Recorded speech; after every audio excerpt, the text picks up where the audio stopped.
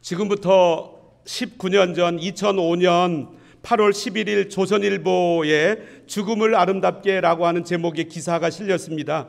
경기도 하남시에 사는 정사분 씨는 1987년 그의 나이 40세 때 정월 초하루에 성묘를 가고 있었습니다. 이분이 탄 자동차와 중앙선을 넘어 달려오던 트럭이 정면 충돌했습니다. 이 사고로 겉은 멀쩡했지만 이분은 속이 만신창이가 되었습니다. 비장이 터졌습니다. 뱃속에 피가 가득하게 되었습니다. 병원에서 거의 포기했습니다. 그런데 기적적으로 살아났습니다. 하지만 말 그대로 온몸에 골병이 들었습니다. 우울증까지 생겼습니다. 길 가는 도중에 정신을 잃고 쓰러진 적이 여러 번 있었습니다. 그리고 나만 왜 이런 고통을 당해야 하는가 생각하며 그때로부터 한 3년 동안 한강에 있는 다리들을 많이 찾아다녔다고 합니다. 그럴 때마다 2살 많은 남편 김행수 씨가 우리 애들 장가 보내고 같이 가재. 저 숙제 나한테만 맡기고 가면 어떡하노? 하고 설득하는 바람에 마음을 고쳐먹고 새롭게 출발하였다고 합니다. 초등학교 졸업 학력이 전부였던 이 정사분 씨는 남편으로부터 못 배운 공부 실컷 하라고 권유를 받아 주부 학교인 한림여자중학교에 등록하였습니다. 늦게 배우기 시작한 공부가 너무나 재미있었습니다. 중학교, 고등학교를 졸업하고 내친 김에 대학교까지 갔습니다. 근데 무슨 과를 공부할까 선택할까 고민하다가 크게 들어온 제목이 있었는데 장례 지도과였습니다. 시신위생처리법부터 심리학까지 죽음을 돌보는 법이라고 가르치는 과목이 마음에 끌렸습니다. 왜냐하면 가까스로 살아나 두 번째 인생을 살고 있는 자신이었기에 산자와 죽은 자를 이별하는 마지막 순간을 돕고 싶었답니다. 예전에는 잘 먹고 잘 살고 잘 노는 것만 중요하게 보였는데 이제는 잘 죽는 것이 무엇보다도 더 중요하다고 생각이 들었다고 합니다. 대학교에서 공부를 마친 그분은 두 번째 인생을 살게 된 것이 너무나 감사하다고 하면서 특별히 한국으로 돈 벌러 와서 이곳에서 생명을 마감한 외국인 노동자들이 죽음을 맞이한 곳마다 찾아다녔다고 합니다. 오전 6기 끝에 미용사 자격증까지 따서 시신의 머리까지 꾸며주었다고 합니다. 정사분 씨는 더 이상 바랄 것이 없다고 말을 했습니다. 있다면 이 땅 자기가 떠나고 난 뒤에 많은 사람들이 그리운 사람이라고 불리워주면 좋겠다고 하는 소박한 꿈이었습니다. 그리고 나서 자신의 이름을 돌아보니까 생각할 사자에 분장할 분자를 따서 생각하며 화장한다. 어쩌면 이 이름하고 자기가 지금 하는 일이 이렇게 똑같을 수가 있느냐고 말하고 있습니다. 이분은 나이가 많이 들어서 그저 손주나 보고 맛있는 음식이나 먹고 여행 다니면서 인생을 편히 쓸 수 있었지만 아무도 거들떠보지 않는 그 삶의 마지막 부분, 죽음을 아름답게 해주는 삶을 살았습니다. 그런데 오늘 두 번째로 읽은 본문에서도 이 정사분 씨와 같은 한 여인을 만나게 됩니다. 두 번째 읽은 본문을 한마디로 요약하면 예수님의 죽음을 아름답게 준비해드린 한 여인의 이야기입니다. 8절에서 우리 한번 보겠습니다. 그는 힘을 다하여 내 몸에 향유를 부어 내 장례를 미리 준비하였느니라. 예수님의 마지막 순간을 정성스럽게 준비해드린 여인입니다. 이 여인은 예수님의 장례를 어떻게 준비해드렸습니까? 첫 번째로 자신의 전부를 드림으로 예수님의 장례를 준비했습니다. 6월절 이틀 남겨놓고 거의 오늘과 비슷한 날입니다. 예수님께서 베단이라고 하는 동네를 가셨습니다. 성지순례를 가면 가장 초점을 맞추는 지역이 예루살렘입니다. 이번에 한번 기대하십시오. 그리고 예루살렘에서 동쪽으로 한 3.5km 정도 떨어진 곳에 베단이라고 하는 작은 마을이 있습니다. 그곳에 예수님이 지나가실 때 한 사람이 예수님과 그의 제자들을 식사 자리로 초대했습니다. 3절 말씀을 읽어보겠습니다. 예수께서 베다니 나병 환자 시몬의 집에서 식사하실 때에 한 여자가 매우 값진 향유 곧 순전한 나드 한 옥합을 가지고 와서 그 옥합을 깨뜨려 예수의 머리에 부으니, 나병 환자 시몬이라고 하는 말씀을 보면 아마도 이 사람은 전에 나병 환자였다가 예수님에 의해서 고침받은 것 같습니다. 당시에는 나병 환자하고는 식사를 할 수가 없었습니다. 본인이 몸이 예수님에 의하여 치료를 받고 난 다음에 예수님께서 베다니에 오신다고 하는 말씀을 듣자 자기 집으로 모셔서 예수님과 제자들을 식사 대접한 것 같습니다. 그때 한 여자가 식사하는 일행 있는 곳으로 갑자기 들어왔습니다. 그리고 귀한 액체를 담은 도자기, 용기, 옥합을 깨뜨려 예수님의 머리에 부었습니다. 여기 본문을 보면 나드라고 하는 향유인데 향나무 뿌리에서 추출하였습니다. 그런데 이 향유를 추출하는 향나무는 당시의 팔레스틴 지역에서 자라지 않았다고 합니다. 주로 히말라야 산맥, 인도라고 하는 지방에서 자랐습니다. 그래서 이 향유를 다 수입해서 써야만 했습니다. 그러다 보니 가격도 매우 비쌌습니다. 보통 한 옥합에 300데나리온 했습니다. 한 데나리온은 하루 일하고 밟는 품삯입니다. 싸게 하면 100불, 어쩌면 200불, 어쩌면 300불. 300데나리온이면 1년 동안 쓰지 않고 벌어서 모은 돈입니다. 이 향유는 매우 고가였습니다. 향유를 예수님께 부어드리는 방법은 아마도 3가지가 있었을 것입니다. 향유는 조금만 뿌려도 아주 냄새가 많이 납니다. 그래서 향유의 뚜껑을 열고 예수님에게 조금 부어드리는 것입니다. 당시에 팔레스틴 지역에서 손님이 우리 집에 오게 되면 종을 시켜서 그의 발을 씻겨주고 그리고 향유를 약간 부어주었습니다. 두 번째 방법은 옥합의 뚜껑을 열어서 향유 전부를 예수님에게 부어드리는 것입니다. 이 정도의 헌신이면 대단한 헌신입니다. 그러나 이 여인에게는 최소한 향유를 담은 이 옥합은 다시 사용할 수가 있었습니다. 이 여인은 아예 처음부터 향유를 담은 병의 주둥이를 완전히 깨뜨렸습니다. 이것은 이 용기마저도 다른 사람을 위해서는 절대로 사용하지 않겠다는 결단이었습니다. 최소한의 헌신이나 최고의 헌신이 아니라 전부를 다 드린 헌신이라고 할 수 있습니다. 영적 지도력이라고 하는 책을 쓴 오스발트 샌더스라고 하는 분이 이런 말을 했습니다. 하나님은 자신의 99%를 헌신하는 100사람보다 자신의 100%를 헌신하는 한 사람을 통하여 더 크게 역사하신다. 99%만 해도 얼마나 대단합니까? 그러나 100%. 지도력은 어디에서 생깁니까? 하나님께서 지도력을 부어주셔야 됩니다. 하나님은 누구에게 지도력을 부어주십니까? 자신의 100%를 하나님께 드리는 사람. 그래서 우리는 이렇게 말할 수 있습니다. 우리의 헌신이 전적인 헌신이 아니라고 한다면 하나님께서 귀히 쓰시는 헌신은 아니다. 우리가 성경책을 가지고 집에서 읽기도 하고 또 교회당에 가지고 오기도 합니다. 값도 쌉니다. 종이도 아주 얇습니다.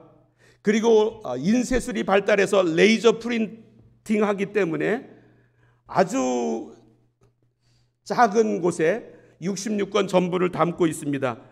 그런데 예전에는 그렇지 않았습니다. 인쇄술이 발명된 것은 1400년대에 구텐베르크에 의하여 금속 활자가 발명되고 난 뒤입니다. 이 구텐베르크는 금속 활자를 발명해서 제일 먼저 인쇄한 것이 당시의 유일한 성경 번역본 라틴어 성경이었습니다. 제가 그 라틴어 처음으로 인쇄한 성경책을 봤는데 이만한 크기였습니다. 아주 작은 글씨는 레이저 프린팅 아니면 불가능합니다. 그런데 그 이전에는, 구텐베르크 이전에는 종이 위에다가 손으로 글씨를 썼습니다. 그리고 그 이전에는 종이를 구할 수가 없었기 때문에 갈대나무를 으깨어서 만들어 붙인 그 양피지에다가 그곳에다가 펜으로 글을 썼습니다. 이스라엘 사람들은 구약 성경을 쓸 때 이렇게 했습니다. 쭉 성경을 써 내려가다가 나무를 끝을 뾰족하게 만들어 잉크를 찍어 성경을 써나가다가 하나님이라고 하는 글자가 나오면 지금까지 쓰던 펜을 내려놓고 새 펜을 들어서 잉크를 찍은 다음에 하나님 이렇게 썼습니다. 그리고 하나님이라고 라는 그 글씨를 쓴 펜은 그 다음에 그 자리에서 즉시로 잘라버렸습니다. 왜냐하면 하나님의 이름을 쓴 펜으로 다른 글을 쓸 수 없다라고 하는 그들의 결단이었습니다. 바로 이 여인이 그랬습니다. 이 여인은 자신의 전부를 드렸습니다.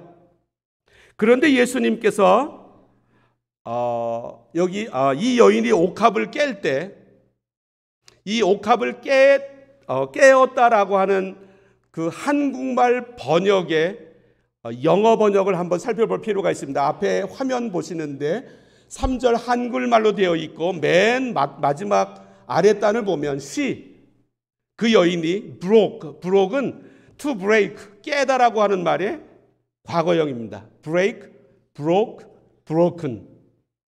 그녀가 깨었습니다. 깨트려 버렸습니다. 그녀가 깨뜨려 버렸습니다. 옥합을. 그랬기 때문에 향유가 흘러나올 수가 있었습니다. 그런데 이와 똑같은 용법이 예수님께서 성찬식 할 때에 사용되었습니다. 제가 한번 읽어드리면 엠마오로 내려가는 제자들에게 성찬식을 하실 때 떡을 떼셨는데 그들과 함께 음식 잡수실 때 떡을 가지사 축사하시고 떼어라고 하는 말의 영어 번역본에는 과거형으로 broke it, 깨뜨려 버렸다는 뜻입니다. 두 사람도 길에서 된 일과 예수께서 떡을 떼심으로라고 하는 말씀에서 He broke the bread. 예수님은 자신의 몸을 깨뜨리셨습니다.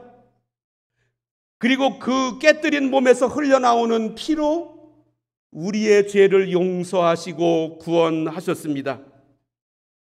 이 여인도 자신이 가지고 있던 옥합을 깨뜨려서 그곳에서 흘러나오는 그 고귀한 향유로 예수님을 기념했습니다. 신학을 공부하면 목회자가 되려면 신학을 해야 되는데 신학에는 크게 4가지 학문의 영역이 있습니다. 하나는 성경을 연구합니다. 두 번째는 이론적인 신학을 공부합니다. 세 번째로는 교회 역사를 공부합니다. 교회 역사를 써서 전 세계의 교과서처럼 쓰인 라투렛이라고 하는 분이 계십니다.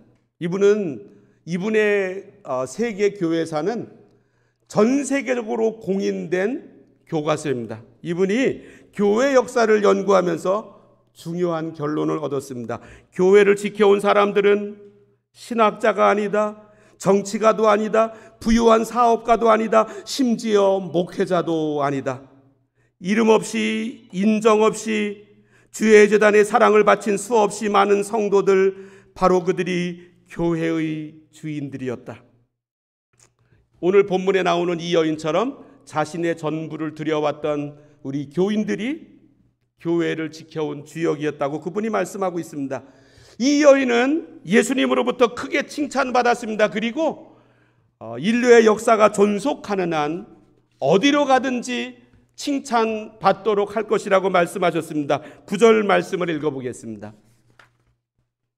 9절, 내가 진실로 너희에게 이르노니 온 천하에 어디서든지 복음이 전파되는 곳에는 이 여자가 행한 일도 말하여 그를 기억하리라 하시니라. 이제는 우리의 옥합을 깰 때입니다. 나의 옥합은 무엇입니까? 내가 깨지 않고 지금까지 붙들고 있는 것. 이 여인은 예수님의 장례를 준비해 드렸습니다. 어떻게 준비해 드렸습니까? 두 번째로 기회를 붙잡음으로 예수님의 장례를 준비했습니다. 오늘 이 여인의 그 모습을 앞과 뒤에서, 본문의 앞과 뒤에서 그 배경을 설명하고 있는데 바로 이때가 언제인지 10절과 11절 말씀을 읽어보겠습니다. 12 중 하나인 가룟 유다가 예수를 넘겨주려고 대제사장들에게 가매 그들이 듣고 기뻐하여 돈을 주기로 약속하니 유다가 예수를 어떻게 넘겨줄까 하고 그 기회를 찾더라. 왜 이 여인의 옥합을 깨 예수님을 기념한 모습하고 이 10절과 11절이 연결되어 있습니까? 바로 그때이기 때문입니다. 이 여인은 특유의 직관으로 아마 이때를 알았을 것입니다. 보통 남자분들보다 여자분들은 직관이 강합니다. 예수님께서 이제 생애의 마지막 십자가를 달리실 때가 되었다라고 하는 이 사실을 직감으로 느꼈습니다. 이 생각이 드는 순간 그는 집으로 달려갔습니다. 자기가 평생 동안 저축에 두었던 자랑스러운 이 향수를, 인도산 고급 향유를 가지고 왔습니다. 깨트려 전부를 예수님을 위하여 부었습니다. 예수님은 이 여인의 행동을 가리켜 무엇이라고 말씀하고 있습니까? 7절 말씀. 가난한 자들은 항상 너희와 함께 있으리니 아무 때라도 원하는 대로 도울 수 있거니와 나는 너희와 항상 함께 있지 아니하리라. 예수님은 항상 이 땅에 존재하고 계시는 게 아니고 예수님이 이 땅에 계실 때가 있고 예수님이 내 동네로 오실 때가 있습니다. 이 여인은 이 절호의 찬스를 놓치지 않았습니다. 이 여인은 마지막 봉사의 기회가 자기에게 주어졌다는 사실을 아마도 직관적으로 알았을 것입니다. 기회라고 하는 말을 영어에는 여러 말이 있는데 그 중에 하나는 opportunity입니다. 이 단어는 라틴어 두 글자의 합성어입니다. up이라고 하는 말은 앞에서, 복투라고 하는 말은 항구라고 하는 뜻입니다. 선착장이 마련되기 이전에 배들에 사람들이 탈 때 항상 탈 수 있지가 않았습니다. 밀물때에 그 배를 사람이 탈 수 있는 곳으로 가지고 와서 그리고 빨리 사람들이 탔습니다. 시간이 놓치면 그 배를 이 자리에서 탈 수가 없습니다. 한 번 기회를 놓치면 다시 물이 들어올 때까지 기다려야만 했습니다. 하나님이 우리들에게 봉사의 때를 주십니다. 그 때를 놓치지 말아야 됩니다. 하나님께서 나에게 기도의 때를 주십니다. 이 때를 놓치지 말아야 합니다. 하나님께서 우리들에게 사랑하라고 때를 주십니다. 이 때를 놓치지 말아야 합니다. 내가 원하면 언제든지 기도하고 언제든지 봉사할 수 있겠다. 이것은 내 생각입니다. 이런 기회는 다시 오지 못할 수도 있습니다. 저는 우리 교회 모든 교우들께서 이렇게 예수님께서 바로 이 지역에 이 순간에 오셨을 때 예수님에게 반응하는 이 여인의 모습처럼 갖춰진다고 한다면 얼마나 아름답겠습니까? 이렇게 우리들에게 주어진 기회는 하나님의 놀라운 선물 중에 하나입니다.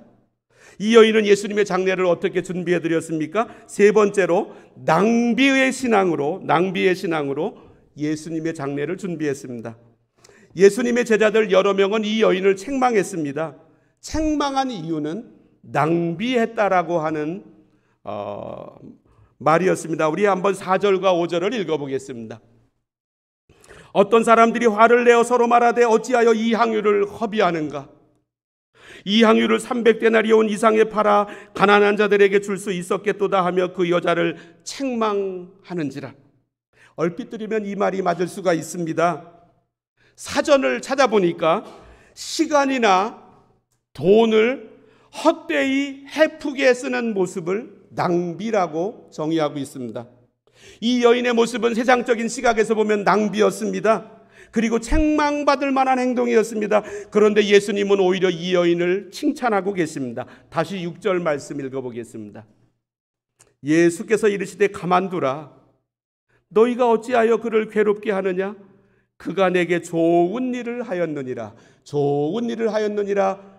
영어 번역본 맨 아랫줄에 보니까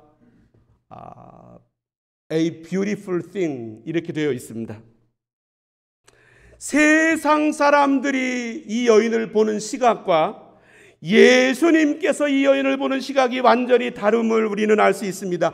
똑같은 상황을 가지고도 유다와 다른 제자들은 책망을 한 반면 정반대로 예수님은 칭찬을 하셨습니다. 신앙이란 주변 사람들이 낭비라고 부르는 세계를 걸어가는 것입니다. 만약에 내가 신앙생활을 제대로 한다고 한다면 나도 주변 사람들로부터 이런 말을 듣게 되어 있습니다. 왜 이렇게 젊음을, 시간을, 돈을 왜 이렇게 낭비하냐고. 그런데 이 여인은 이 자신의 고귀한 향유를 예수님께 낭비했습니다. 왜냐하면 예수님을 사랑했기 때문입니다. 사랑에는 낭비의 본능이 들어 있습니다. 어느 유모집에 이런 글이 있습니다. 사랑할 때와 사랑이 식었을 때 커플들의 반응. 사랑할 땐 그녀의 통통한 아랫뱃살이 귀엽게 느껴져 장남삼아 주물러주고 싶었는데 사랑이 식었을 땐 정육점에 맡기고 싶어진다. 사랑할 땐 그녀가 먹는 것이 천사처럼 보인다 했는데 사랑이 식었을 땐 이젠 그만 좀 처먹어라 소리를 지르며 돼지 취급을 한다. 사랑할 땐 돈이 없어도 신용카드를 긁었는데 사랑이 식었을 땐 신용카드를 분실했다고 말한다. 사랑에는 낭비의 본능이 있습니다. 낭비의 본능. 일반적으로 사람은 사랑한다면 시간을 낭비합니다. 돈도 낭비합니다. 심지어 생각도 낭비합니다. 하루 종일 그 생각합니다. 하루 종일 같이 있어도 헤어질 때 아쉬운 것이 연인들의 모습입니다. 사랑은 시간을 초월합니다. 낭비라고 생각하지 않습니다. 사랑은 계산도 초월합니다. 사랑은 아까운 것이 없습니다. 일생 동안 끊임없이 경제적으로 투자하고 항상 적자를 보면서도 그 적자를 즐거움으로 삼는 부류들이 있습니다. 바로 부모님들입니다. 부모님들의 자녀 양육입니다. 태어났을 때부터 심지어 자녀들이 결혼하여 나갔을 때라도 자녀들을 향한 모든 것을 계산하지 않습니다. 그 이유는 딱 하나입니다. 사랑하기 때문입니다. 사랑은 우리 인간의 눈을 멀게 합니다. 사랑은 맹목적으로 만듭니다. 사랑은 계산을 초월하게 만듭니다. 고린도전서 13장을 사랑장이라고 하는데 사랑은 자기의 유익을 구하지 아니하며 우리 하나님께서도 낭비를 잘하셨습니다. 하나님의 가장 소중한 재산인 하나밖에 없는 아들 독생자 예수님을 우리들을 위하여 낭비하셨습니다. 그리고 우리를 하나님을 향하여 낭비하는 신앙으로 부르고 계십니다. 하나님을 사랑한다면 하나님을 향하여 기꺼이 낭비합니다. 기도하십니다.